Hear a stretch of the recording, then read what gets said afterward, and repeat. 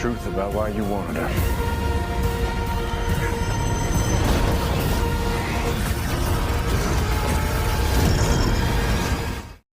तो दोस्तों, मूवी की शुरुआत होती है जब जुपिटर जोनस नाम की एक लड़की अपना बैकग्राउंड बता रही होती है और वो कहती है कि उसके फादर का नाम ना मैक्सिमिलियन और मॉम का नाम एलेक्सा होता है। वो दोनों रशिया में एक दूसरे से मिले होते हैं। एलेक्सा तभी प्रेग्नेंट रहती है और एक दिन तभी उसके घर पर चोरी होती है और उसी रॉबरी में उसके डैड मैक्सिमिलियन की डेथ हो जाती है। तब उसकी मॉम एलेक्सा अपनी बाकी फैमिली के साथ शिकागो रहने के लिए चली जाती है और कुछ दिन के बाद एलेक्सा की डिलीवरी होती है और उन्हें एक छोटी सी बेटी पैदा होती है जिसका नाम वो जुपिटर रखती हैं क्योंकि उनके फादर को ना प्लैनेट्स बहुत ही ज्यादा पसंद होते हैं। कुछ सालों के बाद अब हमें दिखाया जाता है कि जुपिटर काफी बड़ी हो जाती है और उसे अपनी मॉम और आंटीज के साथ रिच लोगों के घर में ना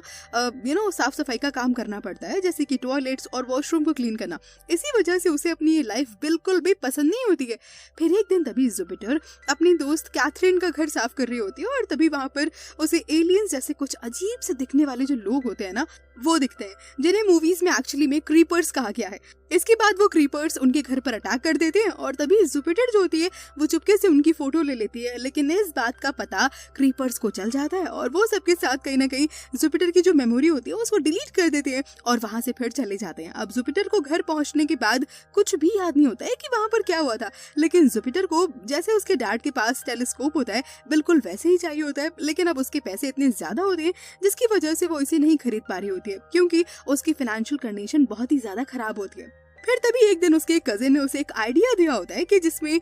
उसे एक ऑपरेशन करवाना होता है और उस ऑपरेशन में उसे अपने रिप्रोडक्टिव सेल्स को निकलवाना होता है और जिसे बेचकर वो पैसे कमा सकती थी। अब इस बारे में वो काफी सोचती है और फिर अगले दिन क्लिनिक चली जाती है और अपना एक फेक नाम रख लेती है कैथरीन और फिर वो ऑपरेशन के लिए अंदर चली जाती है। पर जो डॉक्टर्स और नर्सेज होते हैं वो कुछ अजीब बिहेव कर रहे होते हैं और जुपिटर की शायद वो जान लेना चाहते होते हैं और यहाँ पर उसे पता चलता है कि वो कोई और नहीं बल्कि कीपर्स ही होते हैं। फिर एक आदमी आता है जिसका नाम केन वाइज होता है और वो आकर सारे कीपर्स को मार देता है और जुपिटर की जान बचा लेता है। जब जुपिटर को होश आता है तो उसे कुछ भी समझ नहीं आता कि आखिर वो लोग कौन थे और वो कहाँ पर है और आखिर ये केन कौन है। और फिर केन उसे इंसानों की हिस्ट्री बताने लगता है कि पृथ्वी और उसके जैसे जितने भी प्लैनेट्स हैं ये सब एक ट्रांस ह्यूमन और एलियन रॉयल्टी के लोगों ने बनाया है। मतलब पहले एलियंस की रॉयल्टी थी और उन्होंने ये सारे प्लैनेट्स क्रिएट किए हैं ताकि वो लोग एक ऐसा ऑर्गेनिज्म हार्वेस्ट कर सके जिससे कि उन्हें यूथ सीरम यानी कि यूथ रहने की एक मेडिसिन मिल सके। अब सब एलियंस में से एक हाउस ऑफ एब्रानिक्स है और वो one of the most powerful aliens dynasty है और इनकी रॉयल्टी में मैट्रिकिया में सिराफी एब्रेक्स नाम की क्वीन रहती है और उसके मरने के बाद उसकी सारी प्रॉपर्टी यूनिवर्स में जितने भी प्लैनेट्स हैं वो उसके 3 बच्चों में बांट दी जाती है। अब यहाँ पर उसके 3 बच्चे यानी कि बैलम एब्रैक्सिस जो कि सबसे बड़ा बेटा होता है और अपनी माँ का सबसे चाहेता भी होता है और इसीलिए जब वो मरती है तो अपने उस बेटे को जुपिटर प्लैनेट और उसके ऊपर जितनी भी रिफाइनरी होती है और सबसे कीमती प्लैनेट पृथ्वी उसे मिलता है। अब दूसरी होती है कैलिक एब्रैक्सिस नाम की एक बेटी जिसका नॉर्मल प्लैनेट ही मिलता है और सबसे छोटा होता है टीटस एब्रैक्सिस और उसे जो भी मिलता है उसे बेचकर वो अपने लिए लैविश नाम का एक बड़ा सा स्पेसशिप तैयार कर लेता है जिसमें वो जो चाहे वो कर सकता है। लेकिन टीटस को कहीं ना कहीं बैलम से काफी ज्यादा जेलिसी होती है और उसके झगड़े भी होते हैं क्योंकि टीटस को पृथ्वी चाहिए होती है और यहाँ पर ये जो केन वाइस होता है उसे भी टीटस ने ही पृथ्वी पर भेजा होता है। अब केन वाइस एक सोल्जर होता है जिसे इंसान और वुल्फ के डीएनए को मिलाकर बनाया गया होता है। उस स्पेस में टेक्नोलॉजी बहुत ही ज्यादा आगे होती है और अलग अलग डीएनए से रोबोट्स, जानवर और भी बहुत सारे कुछ चीजें बनी होती है और ये सब सुनकर जुपिटर को कुछ समझ नहीं आता है कि आखिर ये सब कुछ बोल क्या रहा है,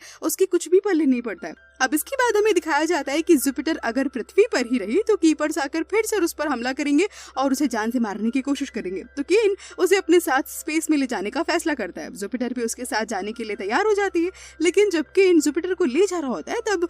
जो कीपर्स होते हैं वो वापस से आ जाते हैं और केन की स्पेसशिप पर कहीं ना कहीं अटैक कर देते हैं। फिर भी केन कहीं ना कहीं सारे कीपर्स को मार देता है और कुछ बातों को सोचने के बाद केन को समझ में आ जाता है कि जुपिटर बहुत ही ज्यादा इंपॉर्टेंट है और दोनों भाइयों के लिए कहीं ना कहीं बहुत अहम है और इसीलिए इन दोनों के बीच में शायद झगड़ा भी हो रहा है। मतलब बैलम जुपिटर को मारना चाहता था और टीटस जुपिटर को बचाना चाहता था। तभी टीटस ने केन को पृथ्वी पर जुपिटर की हिफाजत के लिए भेजा था और उसे लाने के लिए भी कहा था। अब इसके बाद केन टीटस के पास जाने से पहले स्ट्रिंगर के पास जाता है, जो कि उसी की तरह एक स्पेस का सोल्जर होता है जिसे पृथ्वी पर रखा गया था। स्पेस के हर सोल्जर्स के पास पीछे पंख होते हैं और केन और स्ट्रिंगर्स के पास नहीं होते हैं और किसी सजा के तौर पर उनसे उनके पंख जो होते हैं वो छीन लिए गए थे। स्ट्रिंगर के घर के अंदर बहुत सारी मधुमक्खी के छत्ते होते हैं और लेकिन हैरानी की बात ये होती है कि एक भी मधुमक्खी जुपिटर को नुकसान पहुंचा ही नहीं रही होती है, बल्कि कहीं ना कहीं जो जुपिटर होती है वो उन्हें कंट्रोल कर पा रही होती है। और ये सब देखकर स्ट्रिंगर शॉक्ड हो जाता है और फिर जुपिटर को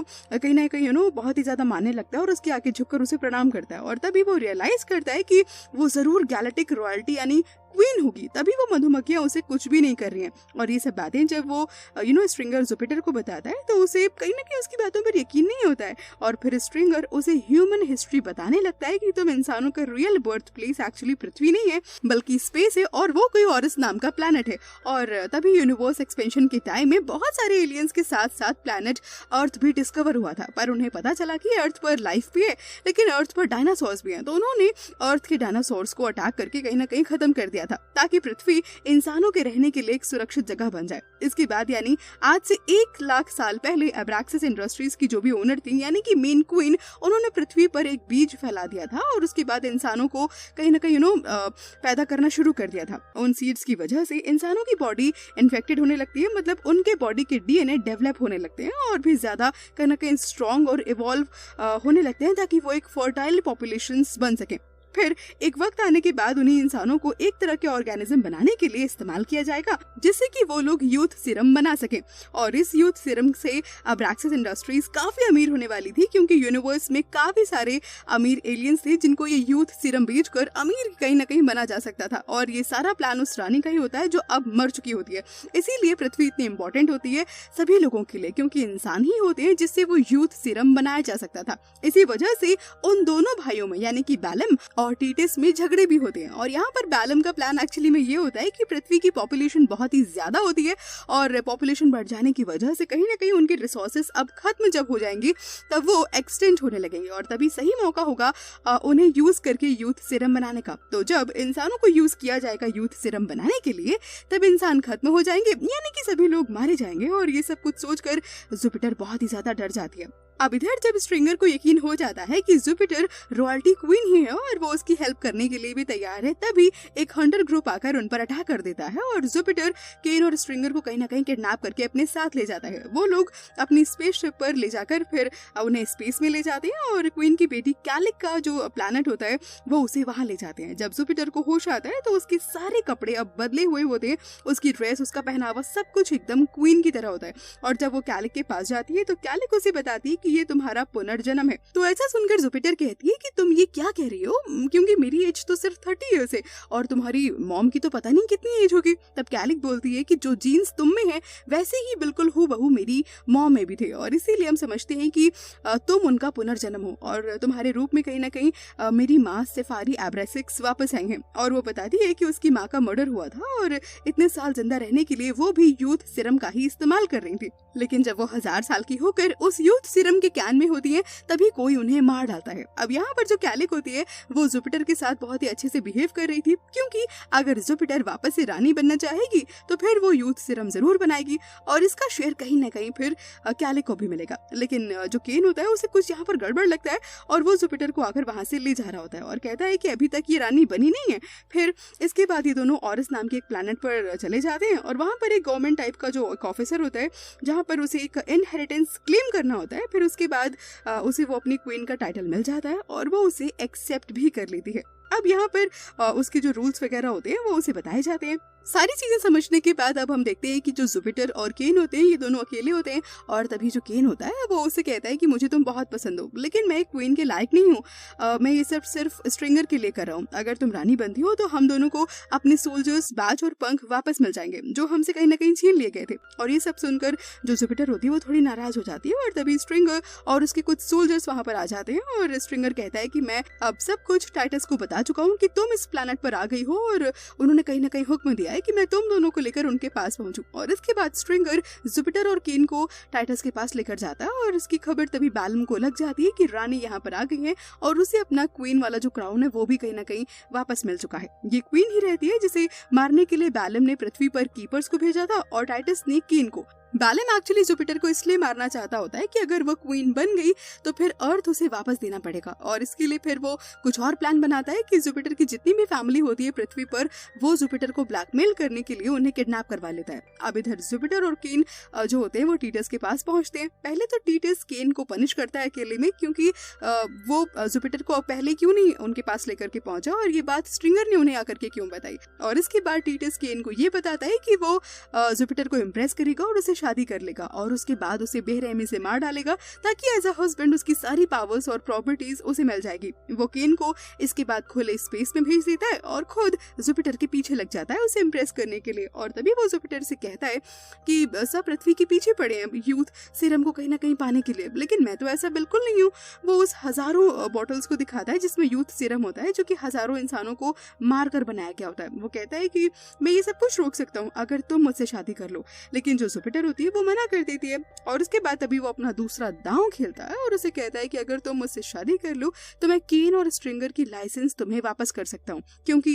मैंने उन्हें सजा देकर उनसे उनका लाइसेंस छीन लिया था। अब केन की यहाँ पर बात आती है तो कहीं ना कहीं जुपिटर भी उसे पसंद तो करती होती है तो जुपिटर मान जाती है और उनकी शादी उसी दिन हो जाती है। तो वो जब तैयार होकर आती है लेकिन स्पेस में बिना ऑक्सीजन की जो जुपिटर होती है वो ज्यादा देर नहीं रह पाती है और तभी यहाँ पर स्ट्रिंगर आता है और आकर के किसी तरह से उसकी जान बचा लेता है। इधर अब जब इनकी शादी की तैयारियां पूरी हो जाती हैं तब दोनों जब एक दूसरे को रिंग पहनाने ही वाले होते हैं कि तभी केन वहां पर आ जाता है और टीटस को गन पॉइंट पे रख के वो जुपिटर को उसे छोड़ने के लिए कहता है और बोलता है कि मुझे अपनी पृथ्वी पर वापस जाना है। अब इसके बाद केन जुपिटर को स्पेसशिप में लेकर के जा रहा होता है और केन तभी उसे खुद से माफी मांगने के लिए कहता है तो जुपिटर मना कर देती है और कहती है कि मुझे तुमसे कोई बात नहीं करनी है। और इसके बाद कहती है कि मेरे पास तुम्हारे और स्ट्रिंगर के लाइसेंस हैं, बस मुझसे वो ले लो। और इसके बाद ये लोग पृथ्वी पर पहुंच जाते हैं तो ये लोग देखते हैं कि बैलम के आदमी ने उसकी फैमिली को किडनैप कर रखा होता है और तभी उसके आदमी कहते हैं कि अगर तुम्हें तुम्हारी फैमिली वापस चाहिए तो तुम्हें हमारे साथ चलना होगा।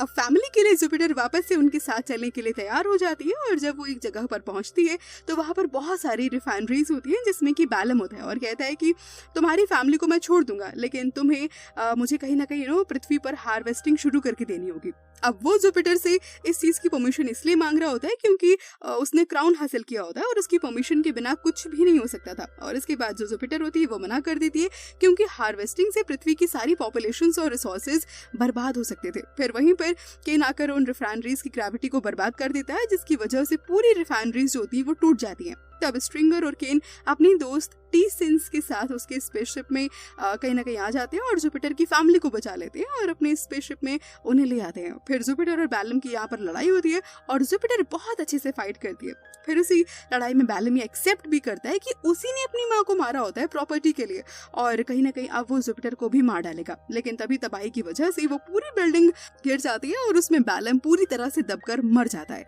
जुपिटर भी गिरने वाली होती है लेकिन तभी वहां पर केन आ जाता है और उसे बचा लेता है। फिर सब टी सिंस की स्पेसशिप में आ जाते हैं और फिर उसके बाद वापस अर्थ पर आ जाते हैं क्योंकि जुपिटर तबाह होने वाला होता है। जब उनकी स्पेसशिप वहां से निकल जाती है तब उन्हें याद आता है कि केन और जुपिटर को कहीं दिखे ही नहीं। फिर उन्हें बाद में पता चलता है कि वो दोनों भी ठीक ही होंगे और अर्थ के आसपास होंगे। फिर हमें दिखाया जाता है कि जुपिटर अपनी वापस से अपनी फैमिली के साथ बैक टू नॉर्मल एक जिंदगी जीने लगती है और उसकी फैमिली के साथ जो कुछ भी हुआ होता है वो उनकी मेमोरी से डिलीट हो चुका होता है और फिर से वो अपनी नॉर्मल लाइफ जीने लगते हैं, यानी कि लोगों के घर के टॉयलेट वगैरह साफ करने लगते हैं और जुपिटर भी यही करने लगती है। फिर वो सीक्रेट तरीके से केन से कहीं ना कहीं हमेशा से मिलती रहती है और सीक्रेट तरीके से ही अर्थ की क्वीन भी बनी रहती है। इस बारे में किसी को कुछ भी पता नहीं होता है सिवाय केन और जुपिटर के। और यहीं पर मूवी अब खत्म हो जाती है। तो दोस्तों कैसी लगी आपको ये अमेजिंग सी सस्पेंस भरी मूवी? अगर आपको इस मूवी की कहानी अच्छी लगी हो तो इस वीडियो को जरूर लाइक कीजिए, इसे अपने दोस्तों के साथ शेयर कीजिए और हाँ, इस चैनल को सब्सक्राइब भी कीजिए। मैं जल्दी से वापस आऊंगी किसी और अमेजिंग सी मूवी की कहानी के साथ। Till then take care, bye bye.